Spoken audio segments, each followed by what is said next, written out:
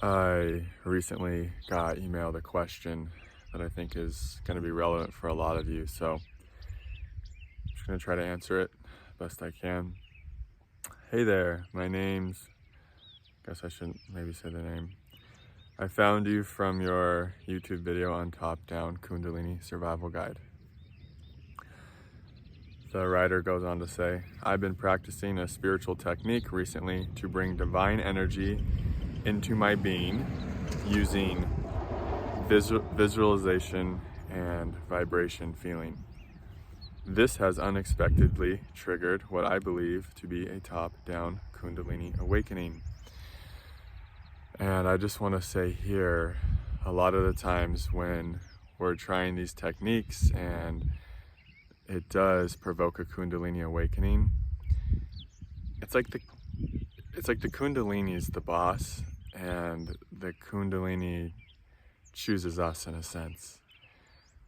A lot of times we take too much responsibility for like, oh my God, I've activated my Kundalini by accident. What do I do now? And you know, there is no accidents with the Kundalini. She wanted to be activated within your body more fully. So she's the one who leads us to whatever type of modality or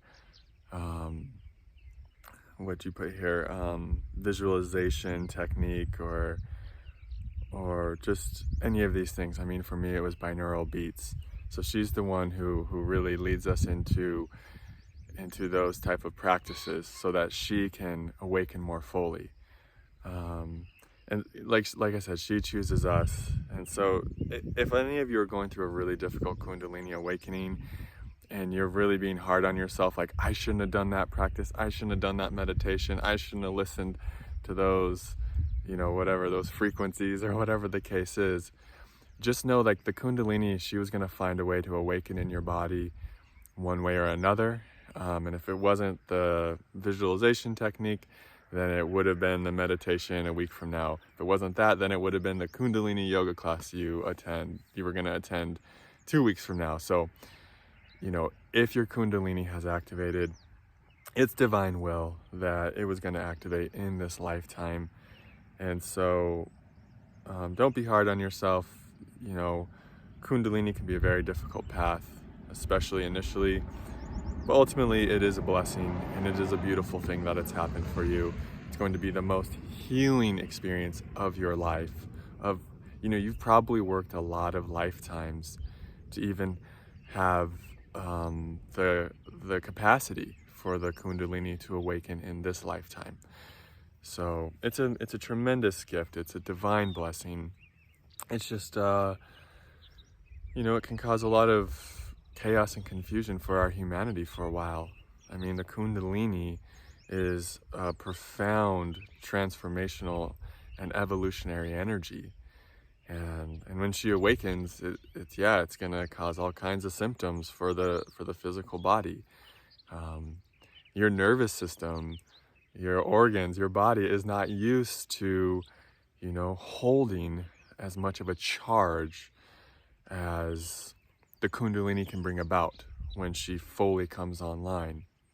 So for a good amount of time, we're going to have to kind of go through some difficulties as this energy integrates. And I'll just keep going with the email because I think that's kind of what it gets into.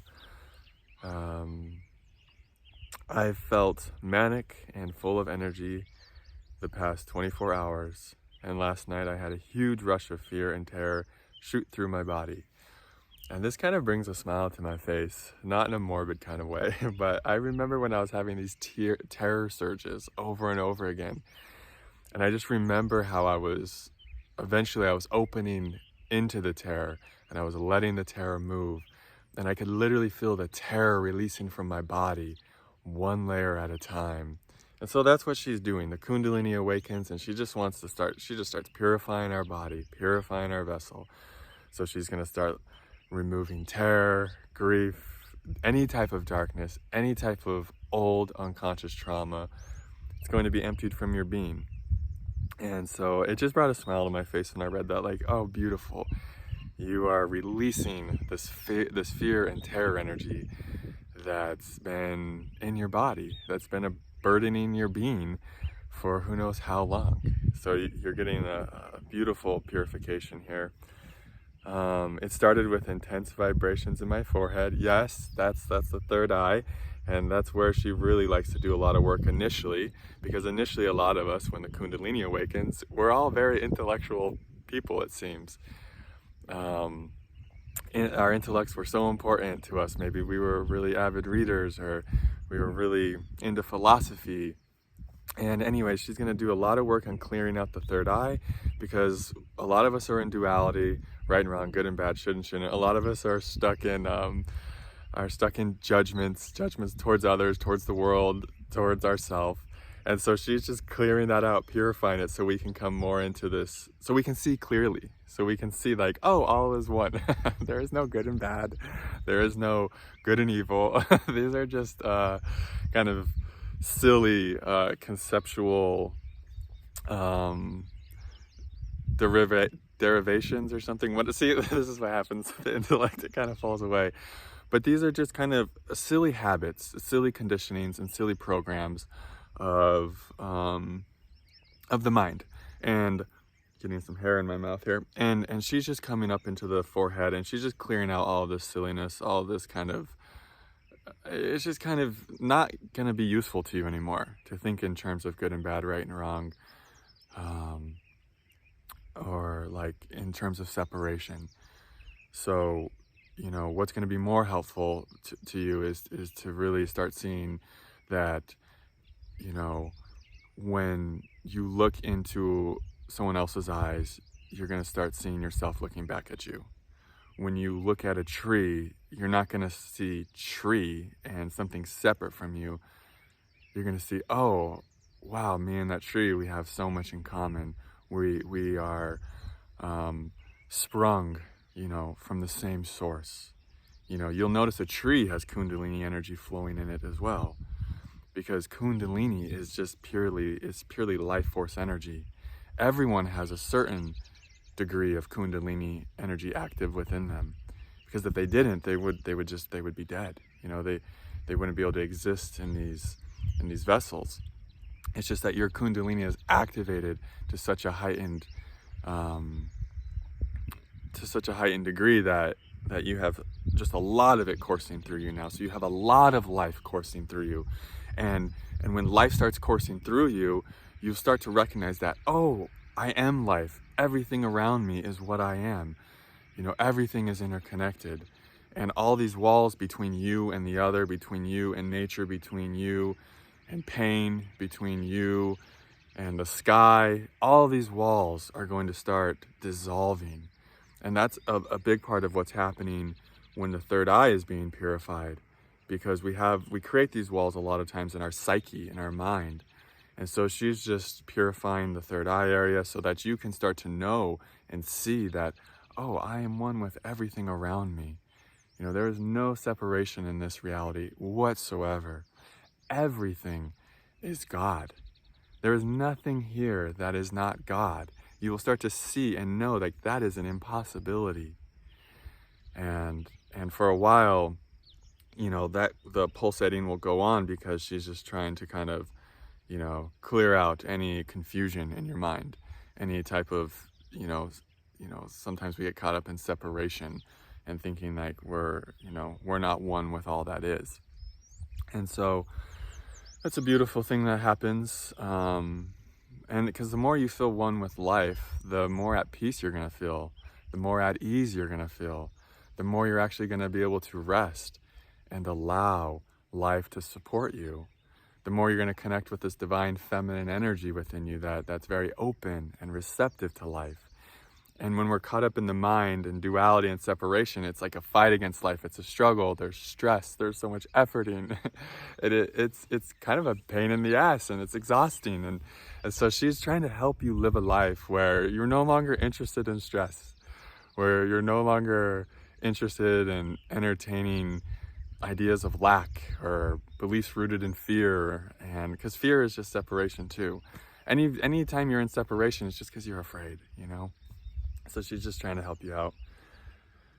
You couldn't sleep the whole night. or you began to shake and shiver violently in your bed and you couldn't sleep the entire night. Yes, I had so many nights like this, especially early on. I'd be shaking. I've wrote it in my ebooks and stuff and my blog, but I'd just be shaking so much, like my bed would be vibrating against the wall. I'm like, what the hell is going on here? And it can feel like a 24/7 panic attack if we're not able to discern, like, oh, I'm actually having a Kundalini awakening. And so this is normal. It's just shaking out a bunch of, it's your body's actually, it's really adapting to so much more energy pulsating through it. So just be patient with the body. Try to rest and relax your body as much as possible. Try to connect with earth, you know, getting your feet in the dirt, your feet in the mud. I used to go outside and hug trees, and those will help to varying degrees maybe. But the thing that will help the most is just time and just being patient and allowing your body the time and the rest it needs to really start to integrate and become comfortable with so much energy pulsating through your body. It's just like an increased load. It's like Matt Kahn said once really well. It's like he was just plugged into like so many more watts of electricity, and it's just like kind of feel like it's frying you for a while. And you know, as brutal as this might be for our humanity initially, sometimes when we're taking a huge evolutionary leap, this is some of the process that's necessary. I mean, you're now going through a tremendous metamorphosis. So, you know, that's gonna look and feel sort of scary sometimes, sort of intense or extremely intense. But do have faith that this energy does integrate. And not only will you feel more comfortable with it, but you will, if you're like me, you will want to keep opening to more and more of it. You will say, yes, Divine Mother, flood me with more grace, Divine Mother. Activate my Kundalini more fully, Divine Mother, because you'll start to recognize that this Kundalini energy is love. It is God. And once you start tasting God and falling in love with God, you just want to drink in more of God. You just long for more and more and more of God. Or another way of saying that is of yourself. You are the Kundalini energy. You know, you're not the parts that it's liberating you from. You're not your old conditioning and programming. You're not the fear that's coming up. You actually are the Kundalini energy. And therefore you are God. Like I said, there is no separation. You are one with the entire universe. Everything comes from God. Everything is God. And this is what you start realizing as this Kundalini energy starts activating more in your being. And once you start drinking that and aligning with that, it's like you just want more and more of yourself, more and more of life. And it's just a beautiful process that starts unfolding with so much splendor. And it just starts to be like deliciousness. And, you know, it's a very heart-opening process. And yeah, I'm starting to get a little high right now talking about it. It's just, it can be a little ungrounding. Let's be real. It can be very ungrounding. It's a lot of energy. But that's part of the process. And it's just to be nice to yourself and to let your body go at its own pace. And to know that you will start aligning with and adopting the type of perspectives that I'm sharing with you right now. And you will start becoming a servant to the Kundalini. And it will be so natural to you and effortless to you to give your life to this process, to give every drop of your life to the Kundalini and the evolutionary process that it is bringing about within you. And once that starts happening, that's when everything really starts shifting with this process, and you really start to appreciate it and love it, and you couldn't imagine your life without it. I don't know if I'm answering your questions right now, but I start trying to say something. I get like really in love with this energy. Oh, here we go. I did notice that I felt better once I surrendered to the energy, like you said in the video. Perfect. That's really it. If there's one word about this process, it's surrender. And that's easy to do on a conscious level, perhaps, but there's a lot of unconscious parts of our psyche that grip and hang on for dear life. until the very end. And that's where a lot of the pain comes from. So just really hold space for those parts the best you can. And they will let go on their own time. This is a very uncomfortable feeling, and I hope it works through me quickly. It is. It's working through you very quickly. I can feel that. And I just want to give compassion and love to that part of you that's suffering. And we don't want to bypass these parts or make them wrong or bad. If there's parts of you that are suffering, hold them like you would a suffering child, you know? Be there for them. Schedule yourself a session with a good energy healer, or get some good body work, go get a massage, or, you know, whatever feels good to you, like maybe some nourishing yin yoga. Really look for support groups. I mean, anything we can do with these unconscious parts of us that are really suffering and resisting the process, you know, take them out into nature. Just anything that feels supportive, like really give yourself that. Have some really good smoothies, eat some heavier comfort food if that's the thing, you know? Just whatever resonates with you. Any help or advice would be so greatly appreciated. I feel a bit lost and no one seems to understand what I'm saying. I sound a bit like a madman. I'm a 21-year-old college student, for context. All the best. So yeah, I hope that was some good advice for you. Brought you some reassurance and some peace. Not a lot of people are going to understand this process. It's a pretty unique and rare phenomena, but once you get in the right circles, the right sanghas, in the right communities that can meet you at your depth and to see you and to know, you know, you'll start to have this sense like, oh, I'm not crazy. I'm not alone. I'm not going mad. And that'll bring a lot of peace to your heart. And that will actually help those unconscious parts of you surrender even more fully. Yeah, so I hope that this was a good video. And gave it all I had today for you guys. I mean, I should say the Kundalini. The Kundalini loves to live through me, as me in this way. And I actually have a link for booking a session with me if you guys would like to connect with me. If you're going through a particularly grueling and difficult Kundalini Awakening, that's really what I specialize in, is guiding people through that. At times, you know, it can be somewhat traumatic, it can be overwhelming. That, you know, at times the process can feel like that. Other than that, I also have a donation link in the description box. So if these videos support you and you want to give back to this work and help support me on my mission and my journey, donations are an excellent way to do that. And it really lights my heart up every time I see a notification that I received a donation from one of you. Other than that, I have exclusive videos on the Patreon channel, and that's also an excellent way to support this work. But really, I just appreciate you guys being here and sharing yourself with me, and just you know, sharing your presence with these videos. And you know, it's just so beautiful to have this type of community growing, and just to have you all here with me, walking alongside me on this path of evolution and transformation. Sending you all so much love, and I will see you in the next video. Namaste.